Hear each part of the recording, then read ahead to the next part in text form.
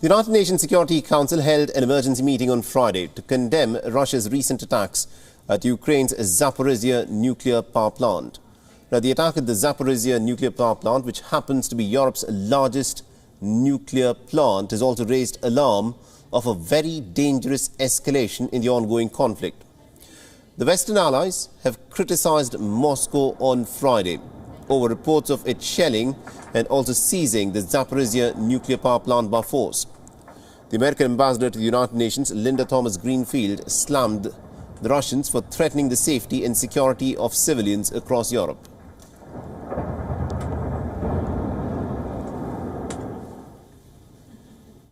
By the grace of God, the world narrowly averted a nuclear catastrophe last night.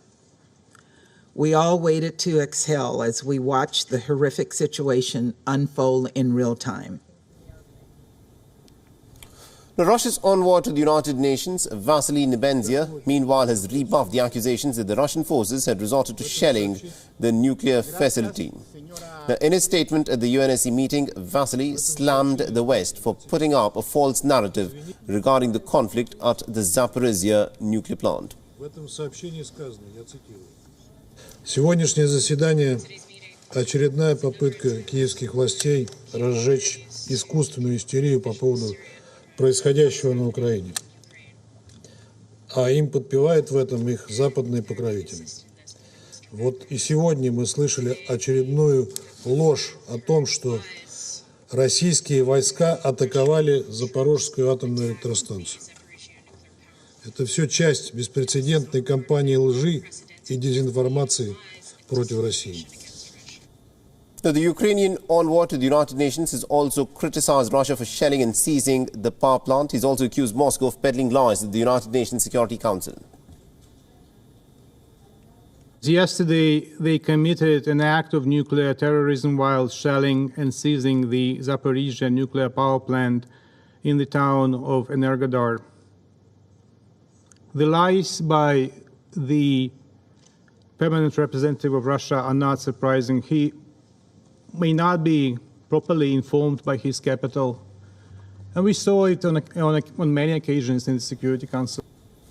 All right, now to give us more insights in terms of what all of this, of course, means, we are joined in by Mr. Matthew Wald, who's joining us live from Washington, D.C. He's a former policy analyst and also a communications advisor at the Nuclear Energy Institute.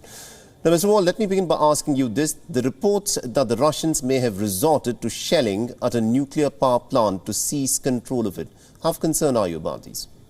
Well, it's not reports. It's clear that they did shell the plant. There's no indication of significant damage there's no indication of damage to the reactors. They did hit a building with windows. You can see it on the video. Mm-hmm. Reactor buildings don't have windows. The building they hit was an administrative building, an office building. But it's a dumb idea. I think we should bear in mind that nobody wants to cause an accident here, not the Russians, not the Ukrainians. This is a valuable asset. It's in Russia's backyard. It's just a dumb way to do things. No, but what do you think may have prompted the Russians to, resort to shelling a nuclear power plant, considering the clear dangers that are involved? Is this a part of a strategy on the part of the Russians, or do you think this was something that was ordered for by one of the commanders lower on the ground? Oh, I'm sure somebody ordered it, but I think they just want to take over the country. It's also true that the Ukraine is a modern country with chemical plants, with oil refineries, with dams, with all kinds of infrastructure that is vulnerable in war and that will kill people in war. It's also, we shouldn't overlook that the major danger in the Ukraine right now is getting killed by Russian rockets, Russian artillery, Russian rifles. There are hundreds, perhaps thousands of civilians dead. There will be more dead in the next few days.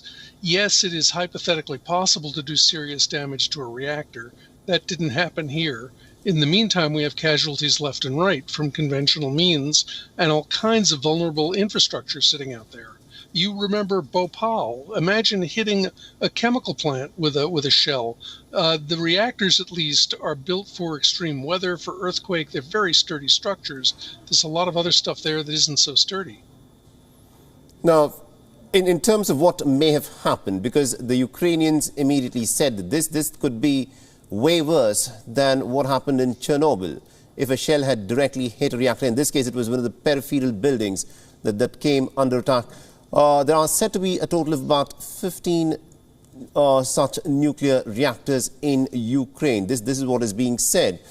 Is there anything that the Western community can actually do in terms of securing them? Or at this point of time, are we going to be looking at a situation where Russia will be taking over all of these nuclear reactor facilities in Ukraine?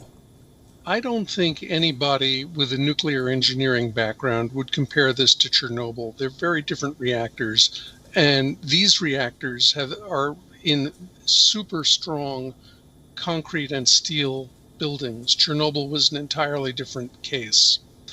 I also think the Russians will eventually take over most of the country.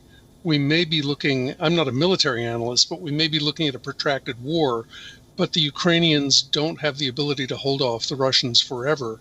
And the answer to your question is, if they want to take over more reactor sites, they will probably do that. I don't know what their intentions are. Do you think this is a part of a strategy on the part of the Russians to try, take over these nuclear reactors because they produce electricity and with that create more leverage from the Ukrainian authorities to sit down and have a conversation in which the Russians would, of course, call the shots? Thus far, I don't think they've been very interested in conversation. All right. And also, the dangers of shelling at a nuclear power station. What could have potentially gone wrong?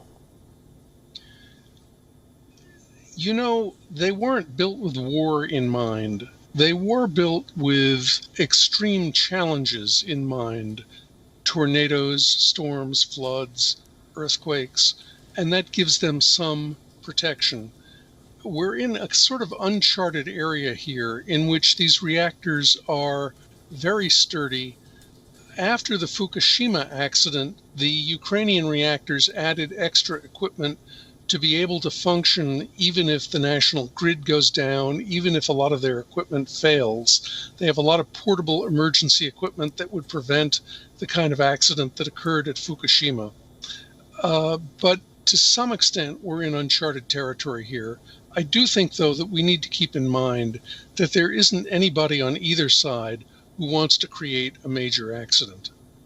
All right, we'll have to leave it there. Thank you very much indeed, Mr. Wall, for joining us and getting us all those insights. Thank you.